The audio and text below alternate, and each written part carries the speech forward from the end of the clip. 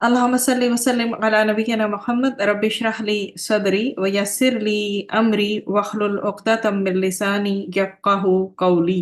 ربي يسر ولا تعسر وتمم بالخير اللهم وفقنا لما تحب وترضى آمین یا رب العالمین۔ ہمارے پاس جی آج انشاءاللہ سورۃ الاحزاب ہے جس کا ہم آغاز کرنے جا رہے ہیں۔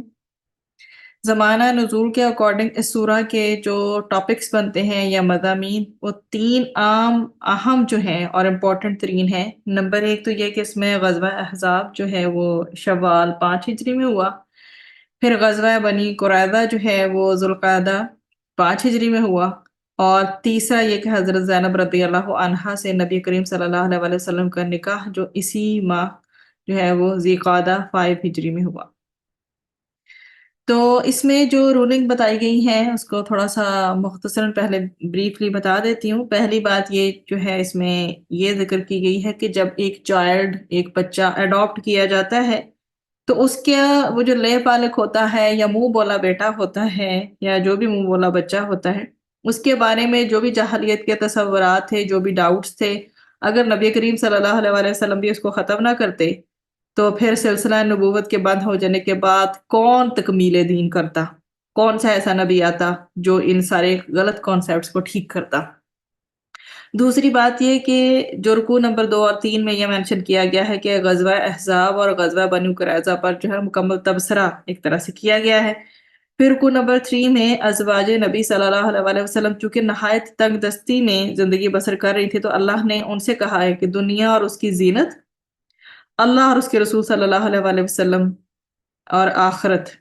ان میں سے چن لیں، انتخاب کر لیں، چوز کر لیں کس کو چننا ہے۔ اور تاریخ گواہ ہے، ہسٹری گواہ ہے اس بات پر کہ ازواج مطہرات نے فوراً امیڈیٹلی اللہ اور اس کے رسول اور آخرت کو منتخب فرمایا۔ پھر آگے جو ہے ازواج مطہرات کے توسط سے مسلمان عورتوں کو جاہلیت کی جو بے حیائیاں ہیں ان سے پرہیز کرنے کا جو ہے سبق دیا گیا ہے کہ گریسفلی وہ جو ہے گریس کے ساتھ گھر میں بیٹھنے اور غیر مردوں سے بات چیت کرنے میں سخت احتیاط کو ملحوظ خاطر رکھیں۔ پھر حضرت زینب رضی اللہ عنہا کے ساتھ نبی کریم صلی اللہ علیہ وسلم کے نکاح کے سلسلہ میں جو اپوننٹس جتنے بھی مخالفین تھے ان کے اس قدر شدید اعتراضات تھے، ان کا جواب بھی اسی سورہ میں ہے۔ اور طلاق کے قانون کے حوالے سے ایک دفعہ بھی مینشن کی گئی ہے، اور اس کے ساتھ ساتھ نکاح کا خاص ضابطہ بھی بیان ہوا ہے جس میں یہ بات واضح کر دی گئی ہے کہ نبی کریم صلی اللہ علیہ وسلم جو ہے کئی پابندیوں سے مستثنی ہیں، جبکہ ازدواجی زندگی کے عام جو معاملات ہیں مسلمانوں کے لیے وہ اور طرح سے ہیں۔ پھر یہ کہ ازواج مطہرات مسلمانوں کے لیے بمنزلہ ماں ہیں، ماں کی طرح ہیں۔ نبی کریم صلی اللہ علیہ وسلم کے بعد ان میں سے کسی کے ساتھ کسی مسلمان کا نکاح نہیں ہو سکتا۔ اور پھر مسلمان عورتوں کے لیے باہر نکلنے کے ساتھ حجاب کا جو ہے وہ حکم دیا گیا، اور نبی کریم صلی اللہ علیہ وسلم کے گھروں میں غیر مردوں کی جو عام رفت ہے اس پر پابندی لگائی گئی۔ نبی کریم صلی اللہ علیہ وسلم سے ملاقات اور دعوت کا باقاعدہ ضابطہ اور طریقہ کار بتایا گیا ہے۔ تو جو منافقین نے جو بھی کچھ افواہیں اڑانے والا کام شروع کیا ہوا تھا اس کے حوالے سے ریکمنڈیشنز آئی ہیں، اور جو ان دی اینڈ مینلی جو ایسنس ہے، ایکسٹریکٹ نکلتا ہے، وہ یہ کہ اتباع رسول صلی اللہ علیہ وآلہ وسلم اور اسوہ رسول صلی اللہ علیہ وآلہ وسلم کی پیروی کا مکمل ترین سبق دیا گیا ہے۔ اب ہم پارہ نمبر 22، پارہ نمبر 22 جو ہیں اس میں جتنے اس کے رکوع باقی ہیں ان کا مطالعہ کریں گے انشاءاللہ۔ اس رکوع میں جو ہے ازواج مطہرات جو پارہ نمبر 22 میں جو پورشن سٹارٹ ہونے جا رہا ہے کو ان ازواج مطہرات کو ساری مسلمان عورتوں کو یہ حکم دیا گیا ہے کہ وہ اپنے گھروں میں رہا کریں۔ ایک گھر جو ہے وہ عورت کی سب سے بہترین پناہ گاہ ہے۔ تو جاہلیت کے زمانے میں عورتوں کا عام شوق تھا کہ وہ خام خواہ جو ہے باہر نکلتی تھی، گھومتی پھرتی تھی۔ ان عادتوں سے مسلم خواتین کو منع کیا گیا ہے، اور ان سے کہا گیا ہے کہ جاہلیت کے زمانے کی جو خواتین کرتی تھی نا ان کی طرح خام خواہ گھوما پھرا مت کرو، نماز اور زکوٰۃ پر کاربند رہو، اللہ اور اس کے رسول صلی اللہ علیہ وآلہ وسلم کے اطاعت گزار رہیں۔ وہ گھروں میں جو اللہ کی آیات اور رسول اکرم صلی اللہ علیہ وآلہ وسلم کے ارشادات وہ سنتی ہیں انہیں یاد رکھے اور ان کی تلاوت کرتی رہیں۔ پھر رکوع نمبر 5 یہاں سے اس کا آغاز ہو رہا ہے، ان المسلمین والمسلمات والمؤمنین۔ اس رکوع میں پہلے تو ان مردوں اور عورتوں کے لیے اللہ کی مغفرت اور قیامت میں بڑے ریوارڈ کی جو ہے وہ خوشخبری سنائی گئی ہے کہ جن میں یہ خوبیاں ہوں، جو مرد یا عورت اللہ پر ایمان رکھے اور اللہ کے اطاعت گزار ہوں، جو مرد یا عورت قول میں سچے ہوں، راہ حق میں پیش آنے والی مصیبتوں کو صبر سے برداشت کریں، اور جو اللہ سے ڈرنے والے ہوں، اللہ کی راہ میں صدقہ و خیرات کرتے رہتے ہوں، روزے کے پابند ہوں، زنا سے دور رہیں اور ہر وقت جو اللہ کو یاد رکھیں، ان کے بارے میں یہ کہا گیا ہے کہ کیا ان کی مغفرت اور قیامت میں ان کو بڑے اجر کی بشارت دی گئی ہے۔ پھر اسی رکوع میں یہ بھی تعلیم دی گئی ہے کہ کسی مومن مرد یا کسی مومن عورت کا یہ کام نہیں ہے کہ وہ اللہ اور اس کے رسول صلی اللہ علیہ وآلہ وسلم کا حکم مل جانے کے بعد پھر اس کے کرنے یا نہ کرنے میں اپنا اختیار سمجھے۔ تو اس کے بعد اس رکوع میں حضرت زید رضی اللہ عنہا کا واقعہ ذکر کیا گیا ہے اور دکھایا گیا ہے کہ کس طرح اللہ نے جاہلیت کی ایک رسم کو پسند نہیں کیا تو اسے کیسے اس کا پھر خاتمہ کیا، اور اپنے رسول صلی اللہ علیہ وآلہ وسلم کے ذریعے اس کا جو ہے کلا کما کیسے کیا ہے۔ تو حضرت زید جو رضی اللہ عنہ نبی کریم صلی اللہ علیہ وآلہ وسلم کے منہ بولے بیٹے تھے، آپ صلی اللہ علیہ وآلہ وسلم نے ان سے اپنی پھپھی زاد بہن حضرت زینب رضی اللہ عنہا کا نکاح کر دیا تھا۔ دونوں کے مزاج مختلف تھے، آپس میں اتنا اچھا نباہ ممکن نہیں ہو پا رہا تھا، ایک جیسے ایک انوائرمنٹ ہوتا ہے نا تلخی والا یا رنجش والا، ایسی صورتحال رہی تھی۔ اور حضرت زید رضی اللہ عنہ نے جو ہے طلاق دینی چاہی تو نبی کریم صلی اللہ علیہ وآلہ وسلم نے انہیں روکا، وہ رک گئے اور انہوں نے اپنے طور پر جو نباہ کے لیے آپس میں چاہ رہے ان کا بندھن بندھا ہوا تھا نکاح کا، تو نباہ کے لیے مزید کوششیں انہوں نے شروع کی، لیکن جب پھر بھی بیکاز آف دس کہ ان کی نیچر میں دونوں کے بہت ڈفرنس تھا اور کسی طرح سے سوچ یا مزاج نہیں مل پا رہا تھا تو نباہ ہو نہیں پا رہا تھا، تو پھر نباہ نہیں ہو سکا تو انہوں نے پھر طلاق دے دی حضرت زینب رضی اللہ عنہا کو۔ دوسری طرف جاہلیت کے زمانے سے یہ بات چلی آ رہی تھی کہ جو لے پالک ہوتا ہے، جو اڈاپٹڈ چائلڈ ہوتا ہے، اس کی جو بیوی ہے وہ سگی بہو تصور کی جاتی تھی۔ اس لیے حضرت زینب رضی اللہ عنہا سے جب نبی کریم صلی اللہ علیہ وآلہ وسلم نکاح کرنے سے جھجک محسوس کر رہے تھے کہ لوگ تو تانے دیں گے، تو جینا حرام کر دیں گے کہ بہو سے نکاح کر لیا۔ چنانچہ اللہ سبحانہ و تعالیٰ نے اعلان کیا کہ نبی کریم صلی اللہ علیہ وآلہ وسلم کسی مرد کے باپ نہیں ہیں، بلکہ اللہ سبحانہ و تعالیٰ کے رسول ہیں، اور وہ رسول صلی اللہ علیہ وآلہ وسلم ہیں جن پر نبوت ختم ہو چکی ہے، خاتم النبیین ہیں۔ اور لے پالک کے متعلق پہلے رکوع میں بھی ہم یہ بات ذکر کر کے آ چکے کہ آدمی لے پالک کا اڈاپٹڈ چائلڈ کا سگا باپ نہیں بن جاتا۔ تو اسی طرح نبی کریم صلی اللہ علیہ وآلہ وسلم حضرت زید رضی اللہ عنہ کے سگے باپ نہیں ہیں کہ ان کی وہ بیوی جن کو انہوں نے طلاق دے دی ہے بہو ہوتی یا بہو بنتی۔ اس لیے اللہ نے نبی کریم صلی اللہ علیہ وآلہ وسلم کو حکم دیا کہ وہ حضرت زینب رضی اللہ عنہا سے نکاح فرما لیں اور ایک جاہل رسم توڑ کر اسلام کی تعلیم بتا دیں، ورنہ اب نبوت کا دروازہ بند ہو چکا ہے۔ خاتم النبیین کے بعد کوئی نبی تو آنے والا ہے نہیں جس کے ذریعے جاہل رسم کو مٹایا جائے گا۔ تو نبی کریم صلی اللہ علیہ وآلہ وسلم نے جو اللہ کی طرف سے تعلیمات آئی تھی انہیں بغیر کسی تردد کے فالو کیا۔ پھر اگلا ہمارا رکوع ہے جو شروع ہو جاتا ہے رکوع نمبر 6، یا ایھا الذین آمنوا اذکروا اللہ ذکرا کثیرا۔ اس رکوع میں پہلے تو مسلمانوں کو ذکر الہی اور صبح و شام تسبیح الہی کا حکم دیا گیا ہے۔ پھر اس بات کا ذکر ہے کہ رسول اکرم صلی اللہ علیہ وآلہ وسلم نیکی کرنے والوں کو خوشخبری دینے اور بدکاروں کو برے انجام سے ڈرانے کے لیے بھیجے گئے ہیں، اور قیامت میں وہ لوگوں پر گواہی دیں گے۔ اس کے بعد پھر طلاق سے متعلق ایک مسئلہ بیان کیا گیا ہے کہ کوئی شخص اگر خلوت سے پہلے اپنی بیوی کو طلاق دے دے تو عورت کو عدت کی ضرورت نہیں ہے، پھر نکاح وغیرہ سے متعلق چند خصوصیات بیان کی گئی ہیں، مثلا کوئی مومن عورت بغیر مہر کے اپنے آپ کو رسول اکرم صلی اللہ علیہ وسلم کی زوجیت میں دے دے تو آپ کے لیے مباح ہے، لیکن امت کے لیے نکاح بغیر مہر کے جو ہے وہ ممکن نہیں ہو سکتا. ٹھیک ہے، وہ مہر ڈیسائیڈ کریں گے، چاہے تھوڑا ہو یا زیادہ، مہر ڈیسائیڈ ہوگا.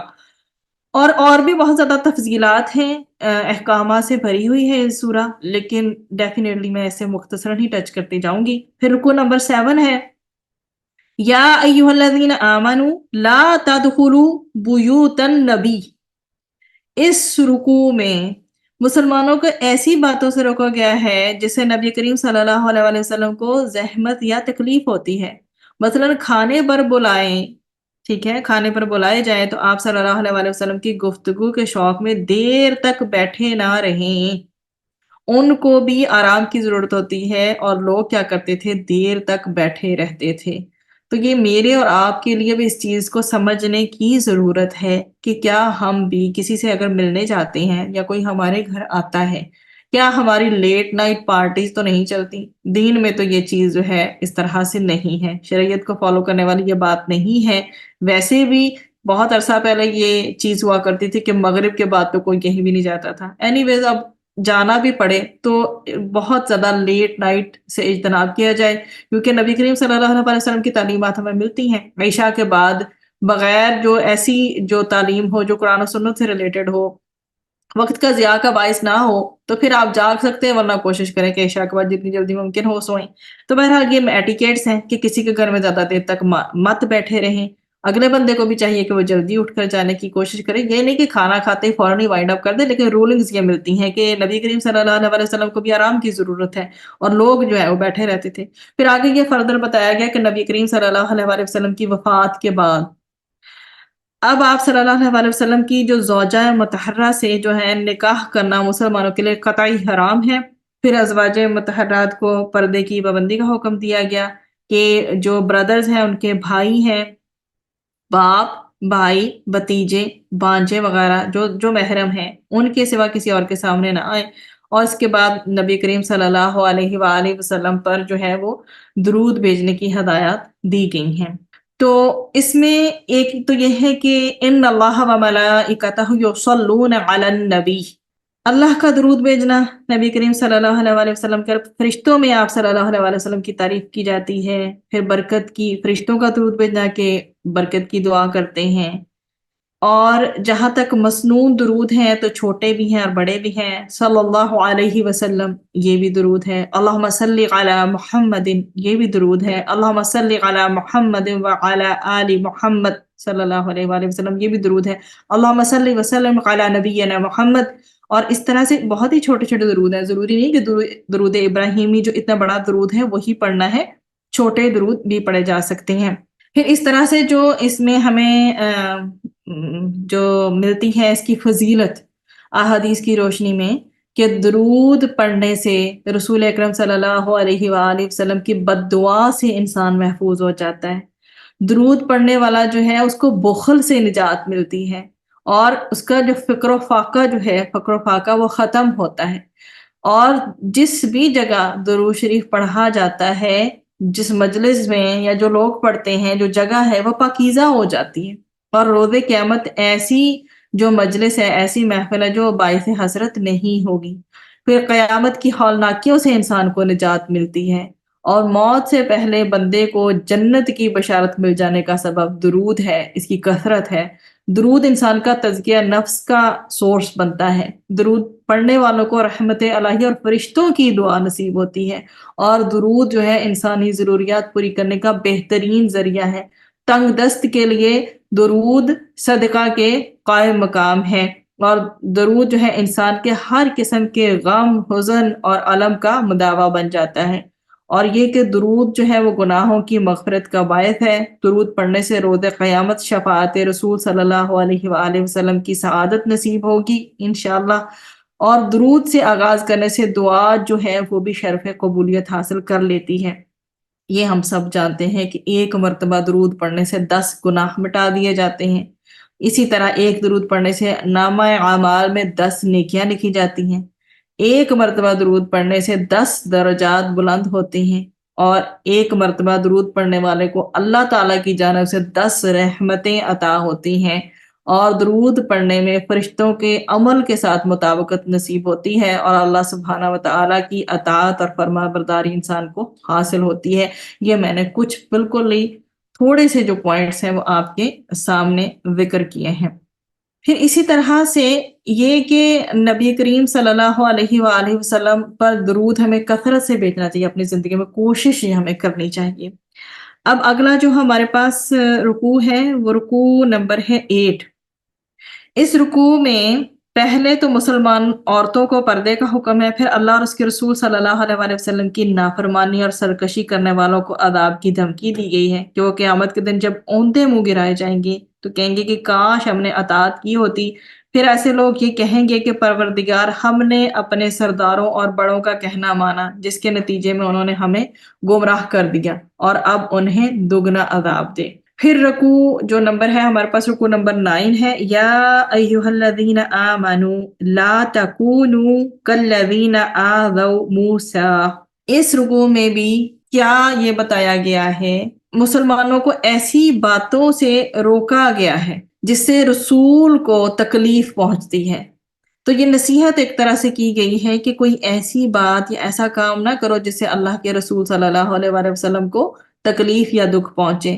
ماضی میں کیا ہوا تھا کہ بنی اسرائیل نے یہی جرم حضرت موسیٰ علیہ السلام کے حوالے سے کیا۔ اللہ نے حضرت موسیٰ علیہ السلام کو سرخرو کیا اور وہ باعزت مقام پر فائز ہوئے، البتہ انہیں دکھ دینے والے جو بھی ہیں وہ ذلیل و رسوا ہو کر عبرت کا نشان بن گئے۔ پھر اگلی جو آیات ہیں 70 اور 71، اس میں زبان کی حفاظت سے کئی سعادتیں حاصل ہوتی ہیں، اس کو مینشن کیا گیا ہے کہ اہل ایمان کو خاص طور پر ایڈوائز یہ کی گئی ہے کہ اللہ کی نافرمانیوں سے اجتناب کریں، خاص طور پر زبان کی حفاظت کریں۔ ابھی بھی ہم جو ہے وہ درود کی بات کر کے آئے ہیں، تو درود سے زیادہ بہتر کس چیز سے حفاظت ممکن ہے؟ لیکن خاص طور پر اب اگلی آیات میں مینشن کیا گیا ہے کہ زبان کی حفاظت کریں۔ زبان کی حفاظت ان کے اعمال کو سنوارتی ہے اور گناہوں کی بخشش کا ذریعہ بن جاتی ہے۔ ریالٹی یہ ہے کہ اللہ اور اس کے رسول صلی اللہ علیہ وآلہ وسلم کی اطاعت ہی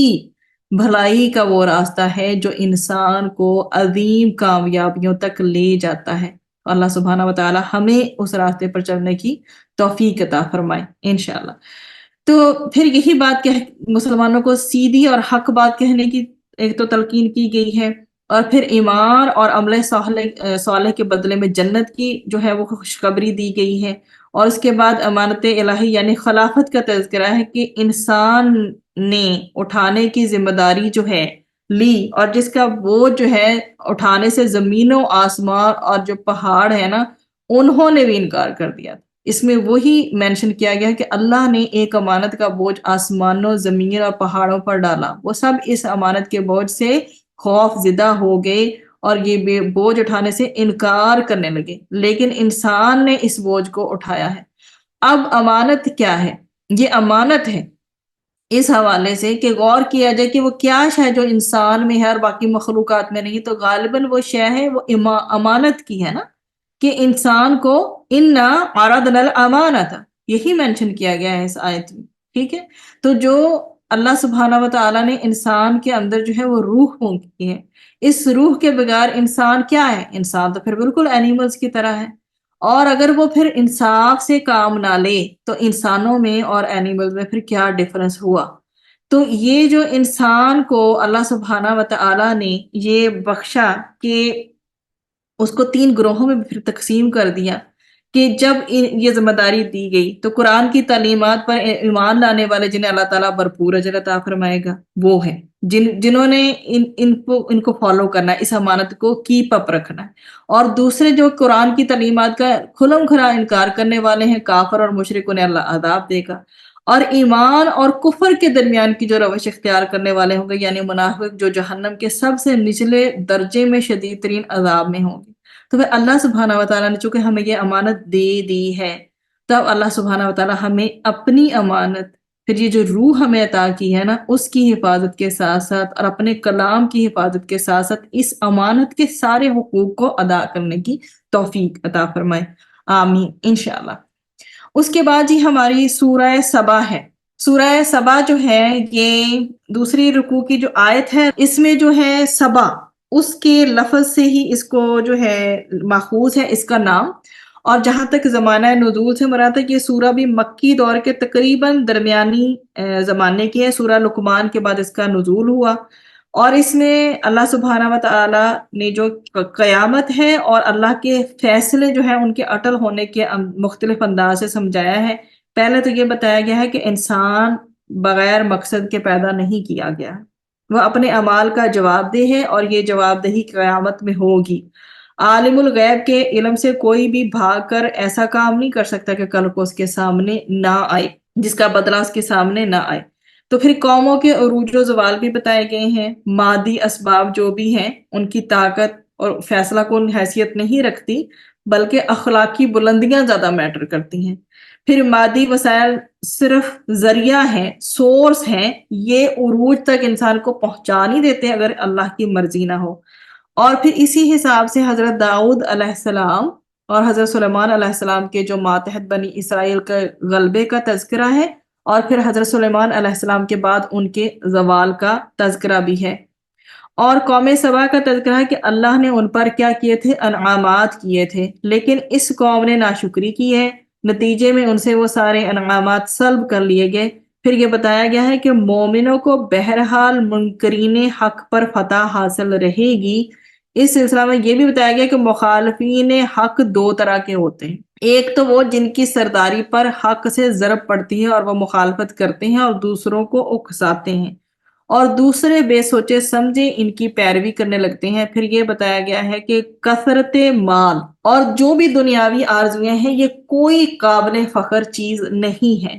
بلکہ یہ اللہ سے غافل بناتی ہیں۔ جو بھی گزشتہ قومیں پریویس نیشنز گزری ہیں ان کو یہ ساری بلیسنگز ملی، یہ نعمتیں ملی، مگر انہوں نے نہ تو اس کی ویلیو کی ہے اور نہ ہی وہ شکر گزار رہے ہیں،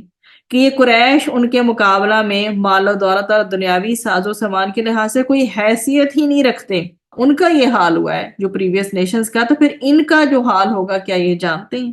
پھر آخر میں یہ بھی بتا دیا گیا اس سورہ کے کہ حق کا آنا بالکل بھی ایسا نہیں کہ بے فائدہ ہو، یوز لیس ہو۔ حق آیا ہے، یہ غالب ہو کر رہے گا، اور ساتھ ہی ساتھ اس جو ہے سورہ میں منکرین کے جو بھی ڈاؤٹس ہیں ان کو دور کیا گیا ہے۔ تو رکوع نمبر 1 ہے آپ کے سامنے۔ اس رکوع میں اللہ سبحانہ و تعالیٰ کے خالق، مالک اور عالم الغیب ہونے کا ذکر ہے، اور قیامت کے واقعہ ہونے کا بھی ساتھ ہی ساتھ ذکر فرمایا گیا ہے، اور پھر منکرین قیامت کے خیالات کی تردید بھی کی گئی ہے، اور انکار کرنے والوں کو قیامت کے عذاب سے ڈرایا بھی گیا ہے۔ کفار بیسیکلی دعویٰ کرتے ہیں کہ نہ قیامت آئے گی اور نہ ہی حساب کتاب ہوگا۔ تو ان آیات میں بہت ایمفسس کیا گیا ہے کہ قیامت تو برپا ہو کر رہے گی، اللہ تعالیٰ جانتا ہے کہ کون کیا عمل کر رہا ہے، کائنات میں ہر چھوٹی بڑی شے اور عمل اور اس کے علم میں ہے اللہ سبحانہ و تعالیٰ کے۔ اپنے اس علم کی بنیاد پر وہ نیک بندوں کو بخشش اور عزت والے رزق سے نوازے گا، اور اس کے اپوزٹ کیا ہوگا کہ جو اللہ کے احکام کو عمل نہیں لاتے، اس پر عمل نہیں کرتے ہیں، رکاوٹیں اس معاملے میں کھڑی کرتے ہیں، انہیں بدترین عذاب سے دوچار کیا جائے گا۔ تو یہ جی ہے اس کا تھیم یا مورل لیسن، اور نبی کریم صلی اللہ علیہ وسلم مشرکین کو خبردار بھی کرتے رہے تھے کہ تمہیں مرنے کے بعد دوبارہ زندہ کیا جائے گا، تو وہ آپ صلی اللہ علیہ وسلم کی شان میں گستاخی کرتے تھے، آپ صلی اللہ علیہ وسلم کی دی ہوئی خبر کو جھوٹا قرار دیتے تھے، ایون دو کہ نہ جانے کیا کیا الزامات اور کن کن ورڈنگز میں لگاتے تھے۔ تو اگر اللہ پکڑنے پہ آئے ان کو تو زمین میں دھسا نہ دے، آسمان کو ٹکڑے کر کے ان کے اوپر گرا نہ دے۔ اللہ سبحانہ وتعالیٰ نے اتنے جلالی انداز میں یہاں پہ اپنے رب ہونے کو ڈسکرائب کیا ہے، اپنے اللہ ہونے کو ڈسکرائب کیا ہے۔ یہ اس کا پورے رکوع کا تھیم ہے۔ پھر رکوع نمبر 2 ہے۔ اس رکوع میں حضرت داؤد علیہ السلام اور حضرت سلیمان علیہ السلام کو جو کمالات عطا فرمائے گئے تھے ان کا تذکرہ ہے، اور قوم سبا کا بھی تذکرہ ہے کہ اللہ نے ان کو بہت سی نعمتوں اور خوشحالی سے نوازا، مگر انہوں نے نافرمانی کی اور شکر گزاری کرنے کی بجائے اللہ سے بغاوت کرنے لگے۔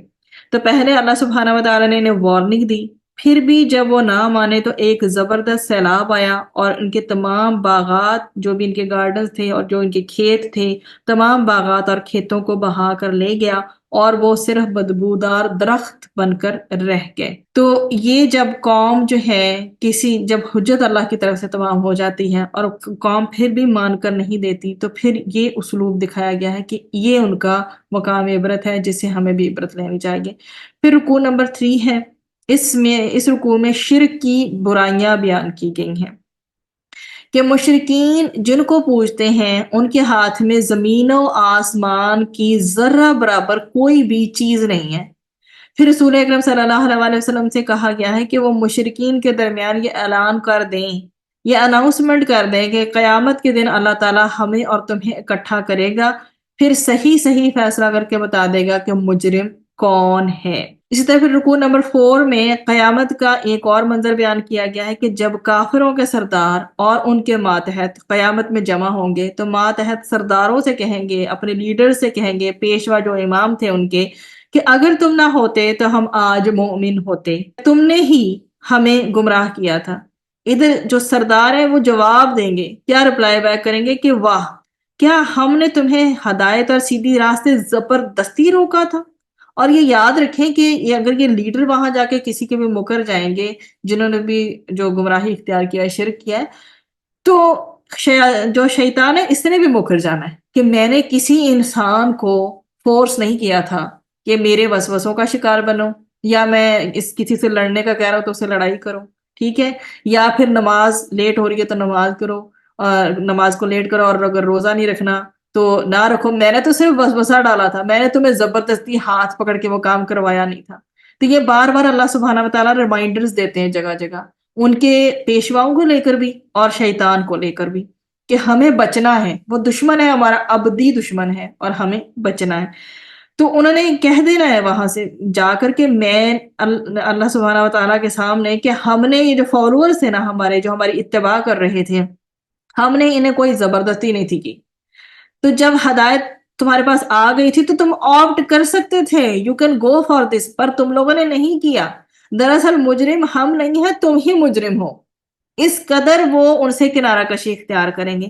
وہ سرداروں کو جواب دیں گے کہ شب و روز، دن رات تمہاری فریب دہی والی باتیں، تمہاری ملمہ کی ہوئی باتیں، ایسی باتیں جو چکنی چپڑی تھیں، تم لوگ مسالہ لگا کے باتیں کرتے تھے، اور ہم نے کیا ہم نے تم لوگوں کی باتوں میں، تم لوگوں کی دل فریب باتوں میں آ کر کفر کر لیا اور اللہ کا شریک ٹھہرایا۔ اس تذکرہ کے بعد ایک بار پھر گزشتہ جو ہے قوموں کی انکار اور ان کی سرکشی اور ان کے انجام کار کی تباہی اور ہلاکت کا بھی تذکرہ اسی رکوع میں موجود ہے۔ پھر رکوع نمبر 5 ہے وَمَا أَمْوَالُكُمْ وَلَا أَوْلَادُكُمْ بِالَّتِي تُقَرِّبُكُمْ عِنْدَنَا۔ اس رکوع میں پہلے تو قیامت میں دنیاوی ساز و سامان کے کچھ کام نہ آنے اور ایمان اور عمل صالح کے کام آنے کا تذکرہ ہے، پہلی بات تو یہ۔ پھر شرک کی برائیوں کا بیان ہے اور مشرکوں کے اس وہم کی تردید ہے کہ تمہارے یہ شرکا نہ خدا کے یہاں تمہارے سفارشی جو ہیں سفارش کے طور پہ کام آئیں گے، اور نہ تمہیں کوئی نفع یا نقصان پہنچانے پہ قادر ہیں۔ پھر قرآن اور رسول اکرم صلی اللہ علیہ وسلم کا تذکرہ کرتے ہوئے یہ کہا گیا ہے کہ منکرین جیسی کچھ باتیں کر کے تکذیب کر رہے ہیں، پہلے کی قوموں نے بھی اپنے رسول اور اللہ کی آیتوں کے ساتھ اس طرح کی تکذیب کی تھی، اور منکرین قرآن کو گزشتہ ان قوموں کا 10واں حصہ بھی دنیاوی مال و اسباب کا نہیں ملا ہے۔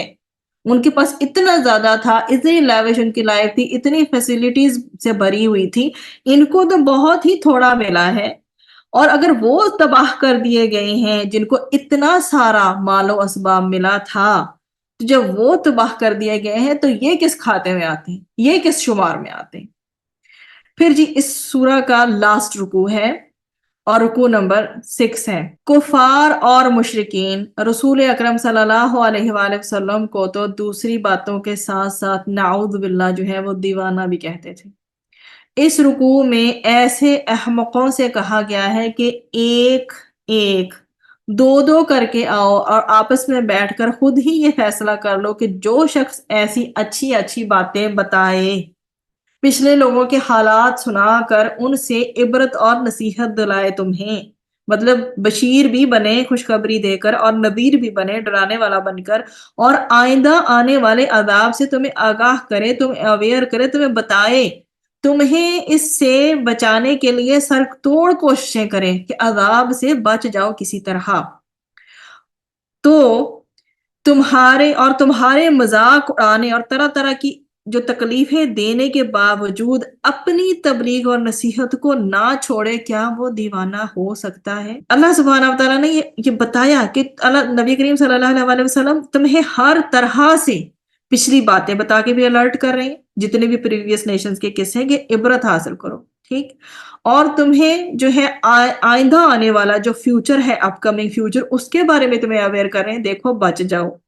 نیک اعمال کرو گے تو خوشخبری تمہاری منتظر ہے، برے اعمال کرو گے تو کیا جہنم کا عذاب تمہارا منتظر ہے۔ تمہیں آگاہ کر رہے ہیں اور ہر طرح کی ایفرٹ اور جدوجہد کر رہے ہیں،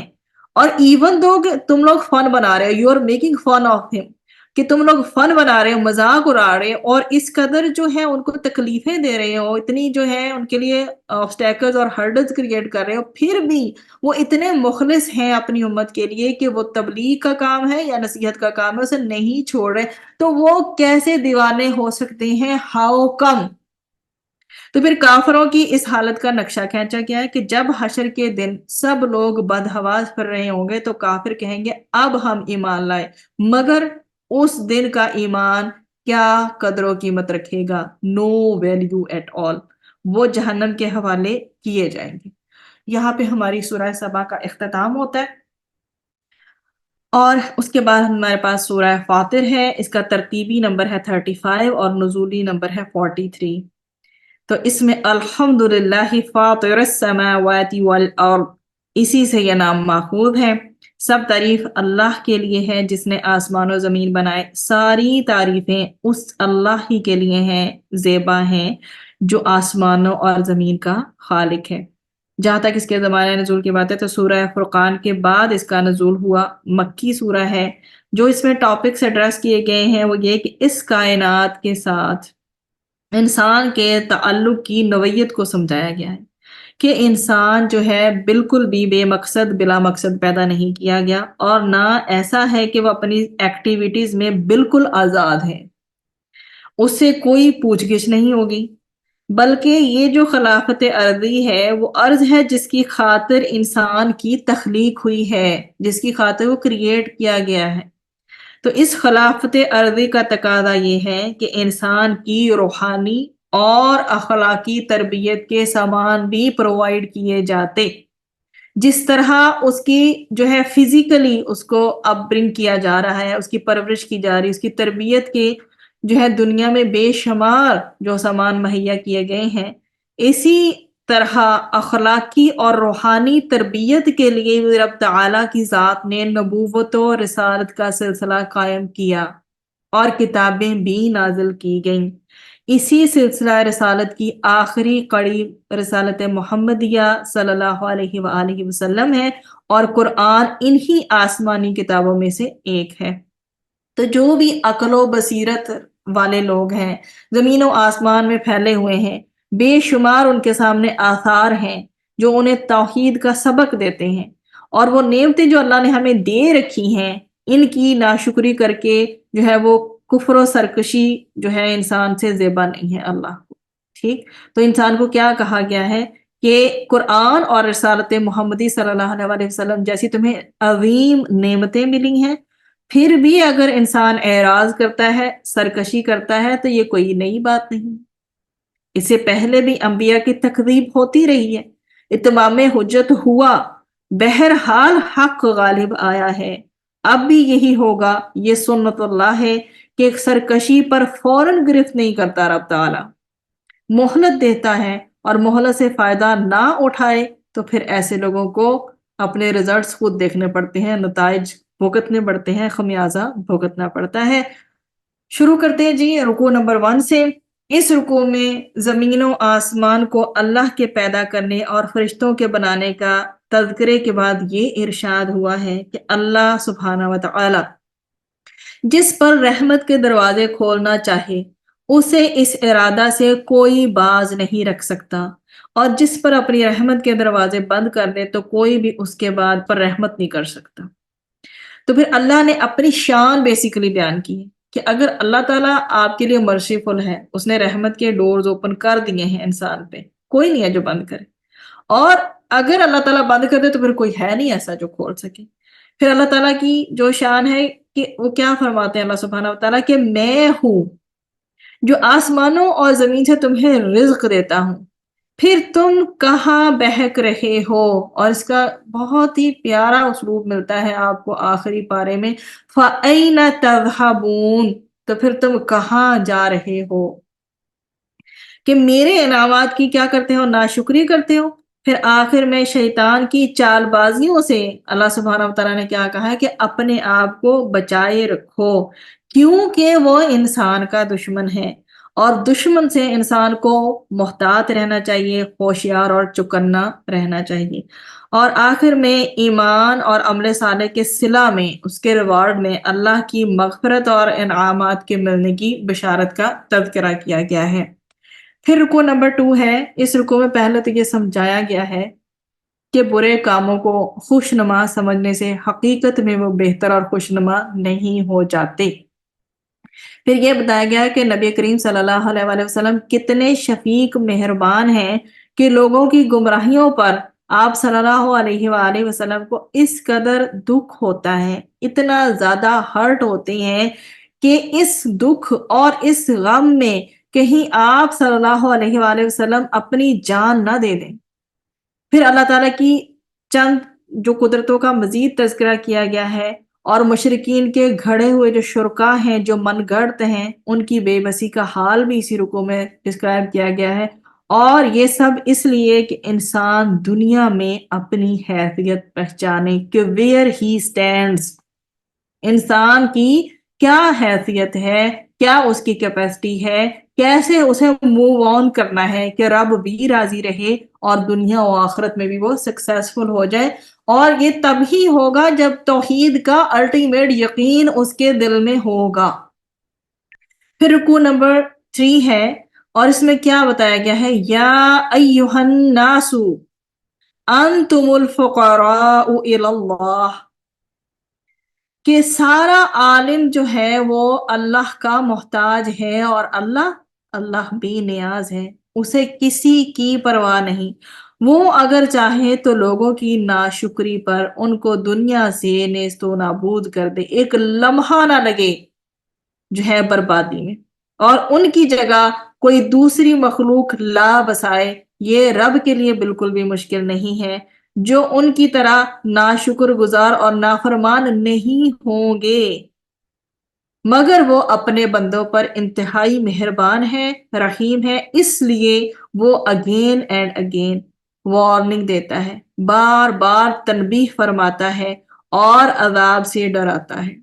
اور پہلے لوگوں کی جو بھی واقعات گزر چکے ہیں، جو بھی سرگزشت گزر چکی ہے، اس کو بطور عبرت ڈسکرائب کرتا ہے بار بار میرے اور آپ کے لیے، تاکہ لوگ کیا کریں، میں اور آپ ہم نافرمانیوں سے بچ سکیں۔ پھر دین آفٹر ورڈز اس میں کرسچینٹی کے جو عقیدہ ہے اس کے بارے میں بتایا گیا ہے کہ عیسائیت کے جو عقیدہ ہے، جو اس کی تردید کی گئی ہے کہ گناہوں کا بوجھ وہی اٹھائے گا جس نے گناہ کیا ہے، اور اپنا بوجھ اٹھانے کے کوئی کسی کو بلا نہیں سکے گا، کہ دیکھیں جس نے جو گناہ کیا وہ اپنا بوجھ اٹھائے گا، اور دوسرا بندہ کوئی آ کے اس کے بوجھ میں ہیلپ فل بالکل بھی نہیں ہوگا، اور کسی دوسرے پر اس کے گناہوں کا ذرا برابر بوجھ ڈالا بھی نہیں جائے گا، اگرچہ وہ کتنا ہی نیئرسٹ اور کلوزسٹ فرینڈ یا دوست ہی کیوں نہ ہو، ریلیٹیو ہی کیوں نہ ہو، ماں باپ بہن بھائی کیوں نہ ہو، کوئی کسی کا بوجھ نہ اٹھائے گا، نہ ہی کسی پہ ڈالا جائے گا۔ اس کے بعد یہ بھی بات سمجھا دی گئی کہ ہر شخص جانتا ہے کہ لائٹ اور ڈارک، روشنی اور تاریکی، اور پھر دیکھنا یا نہ دیکھنا، مطلب بینائی اور نہ بینائی، اور جو پھر ایمان والا ہے اس کے نور کے ساتھ ہے، اور ایک وہ جو ہے کفر کی تاریکی میں ہے، ایک مومن ہے جو اپنی آنکھوں سے دیکھ رہا ہے، بصیرت والا ہے، بینا ہے، اور دوسرا ہے جو منکر ہے، جو نابینا بنا پھرتا ہے۔ کیا یہ سب برابر ہو سکتے ہیں؟ نہ تو روشنی اور تاریکی برابر ہو سکتی ہے، نہ ہی دیکھنے والا اور نہ دیکھنے والا، اور نہ ہی وہ جو ایمان کی دولت سے مالا مال ہے اور دوسرا وہ جو کفر کے اوپر اڑا ہوا ہے، یہ کبھی برابر نہیں ہو سکتے۔ یہیں پہ ہمارا رکوع نمبر 3 ختم ہوتا ہے، پھر رکوع نمبر 4 سٹارٹس ہوتا ہے۔ أَلَمْ تَرَ أَنَّ اللَّهَ أَنزَلَ مِنَ السَّمَاءِ مَاءً فَأَخْرَجْنَا۔ اس رکوع میں اللہ سبحانہ وتعالیٰ کی جو قدرت کی کارسازیاں جو ہیں بیان کی گئی ہیں کہ اللہ کی راہ میں صدقہ و خیرات جو بھی کرنے والے ہیں، اللہ تعالیٰ نے ان کا جو ہے ان کے لیے بہت بڑے انعامات کا وعدہ فرمایا ہے۔ حدیث ہے ایک، اس کا مفہوم یہ ہے کہ جب انسان اس دنیا سے اس دنیا میں جو رب کی ہے چلا جاتا ہے، جب یہ دنیا فانی ہے، ڈیفینیٹلی ہر ایک نے چھوڑ دینی ہے، وہاں سے اسے if he gets the opportunity to come back، اگر اس کو یہ موقع ملے کہ واپس اس دنیا میں آئے، تو what he will do، ایک جگہ تو یہ نریشن میں آتا ہے کہ وہ آ کر صدقہ کرنے کی کوشش کرے گا، کیونکہ at that place where he is، جہاں وہ ہے وہاں پر وہ صدقے کا اتنا زیادہ اجر و ثواب دیکھے گا کہ اگر اسے دنیا میں ایک دفعہ جانے کا موقع ملے تو وہ جا کے صدقہ کرے۔ اور دوسری جو نریشن میں یہ بھی ملتا ہے مفہوم کہ اگر انسان کو جو ہے واپس آنے کا موقع ملے تو وہ جا کر دنیا میں کیا کرے گا، وہ روزہ رکھنے کی کوشش کرے گا، کیونکہ روزے کا ریوارڈ وہ اتنا زیادہ وہاں پر پائے گا۔ تو پھر یہ جو دو چیزیں ہیں ہمیں بہت دل کی خوشی کے ساتھ کرنی چاہیے، ایک تو صدقہ و خیرات اور دوسرا روزے کا اہتمام۔ تو خیرات کی مثال بیسیکلی جو اگزامپل یہاں پہ کوٹ کی گئی ہے وہ ایسی تجارت یا ٹریڈ سے دی گئی ہے کہ جس میں کسی طرح کے نقصان کا کبھی خطرہ ہی نہیں۔ پھر اہل جنت کا بھی تذکرہ کیا گیا ہے کہ جنت میں ان کے لباس اور ان کو ملنے والی نعمتوں کا بیان بھی اسی رکوع میں ملتا ہے، اور اس کے برخلاف جو عبرت والے ہیں، جو دوزخی ہیں، ان کو کیسی کیسی سزائیں ملیں گی اللہ کی پناہ۔ اور وہاں لاکھ چیخو پکار کریں گے، شاؤٹ کریں گے، پر ان کی کوئی سننے والا نہیں ہوگا۔ اللہم اجرنا من النار۔ رکوع نمبر 5 ہے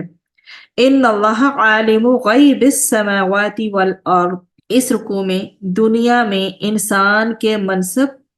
اور ساتھ ہی ساتھ خلافت ارضی کی جو ہے نا وہ یاد دہانی کرائی گئی ہے، ریمائنڈر دیا گیا ہے، اور بتایا گیا ہے کہ اللہ تعالیٰ جو ہے عالم الغیب ہے، وہ دلوں کے سیکرٹس، رازوں کو، بھیدوں تک کو جانتا ہے، ان سے واقف ہے، لہذا جیسا کچھ عمل اور جیسی کچھ نیت ہوگی اس کے مطابق پورا پورا انصاف ہوگا، اور اگر انسان اپنے اس منصب کو بھول کر کفر کرے گا تو اس کے وبال سے وہ نہیں بچ سکتا۔ He should be ready for the ultimate decision جو اللہ کی طرف سے ہوگا۔ تو پھر کفار و مشرکین کا ذکر بھی ہے کہ وہ نزول قرآن سے پہلے یہ دعائیں مانگا کرتے تھے کہ وہ کہتے تھے خدایا اہل کتاب کی طرح ہم پر بھی کوئی کتاب اپنے کسی رسول کے ذریعے بھیج۔ چنانچہ جب نبی اور کتاب آئی تو بجائے اس کے کہ یہ اپنے وعدے کے مطابق راہ ہدایت میں سب سے آگے ہوتے، کیونکہ دعائیں تو یہ مانگ رہے ہیں نا اللہ سے ہاتھ اٹھا اٹھا کر کے اے خدایا ہمیں ایک ایسا نبی عطا فرما جو ساتھ میں کتاب کے ساتھ ہے، تو اللہ سبحانہ وتعالیٰ نے نبی کریم صلی اللہ علیہ وسلم کو بھیج بھی دیا اور ساتھ میں قرآن کا نزول بھی فرما دیا۔ اب یہ جو ہوتے سب سے اول بن کے آتے ہدایت لینے میں، لیکن انہوں نے نہیں کیا،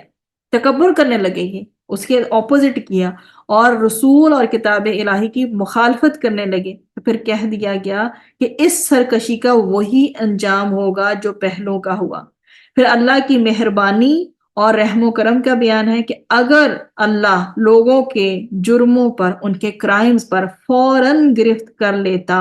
تو آج اس روئے زمین پر ایک بھی انسان نہ بچتا، لیکن وہ رب رحیم ہے، کریم ہے، عظیم ہے، جو کہ اپنی رحمت ہم پر کیے ہوئے ہے۔ اللہ سبحانہ وتعالیٰ سے دعا ہے کہ جو ہم سے بھی لغزشیں ہوئی ہیں تو اللہ تعالیٰ معاف فرما دے، ہمارے اندر ایسی کوئی چیز نہ رہے جو ان قوموں میں تھی جو کہ مجرم تھیں اور اللہ تعالیٰ کے جو ہے پھر غضب کا شکار ہوئی۔ اللہ تعالیٰ نہ تو ہمیں جو ہے مغضوب بنائے، نہ ہی ہمیں ضالین بنائے، ہم تو چاہتے ہیں کہ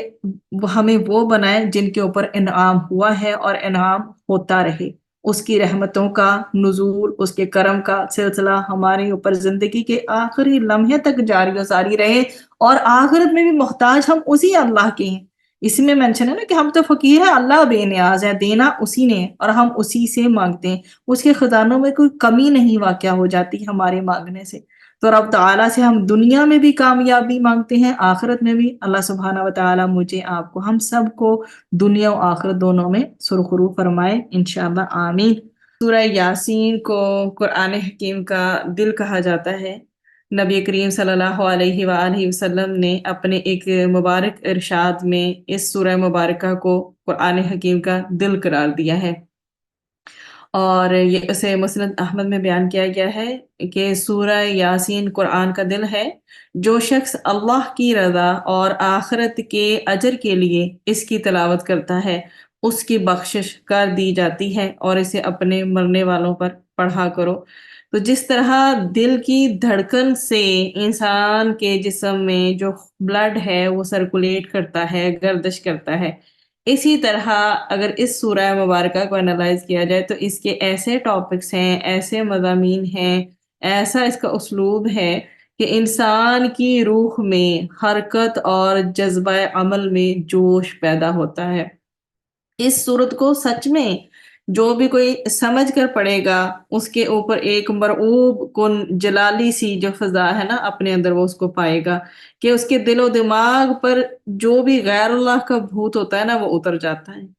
اور وہ اللہ کی کامل جو قدرت ہوتی ہے نا اس کا پوری طرح سے قائل ہو جاتا ہے۔ ہر کیفیت جو اس کی ہر آیت ہے، ایک آیت کے بعد اگلی آیت ہے، اس کیفیت کو مضبوط کرتی ہے انسان کے لیے کہ اللہ ہی جو ہے وہ کامل اختیار کا مالک ہے۔